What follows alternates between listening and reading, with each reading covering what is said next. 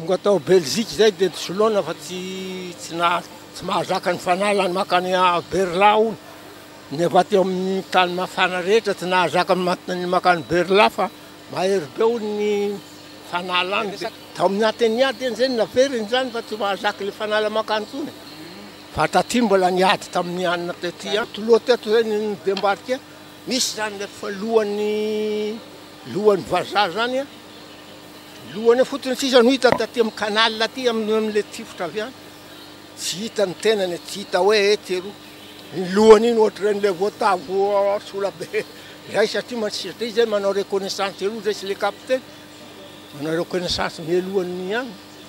Zay fahaten'olona tsy hita naza. Ka ino tsy niady nga nakataky ny latsambara ty koa dia tandrifon-drahona dia maty ny.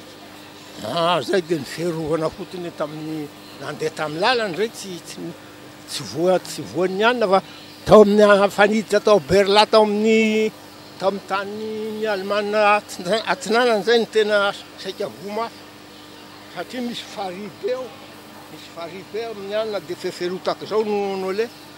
Ka zay eo nandeha ny maraina madity tsy nisy ninona ny lalana, tsy asika tamin'ny folo tao, tapahany zalany lalany.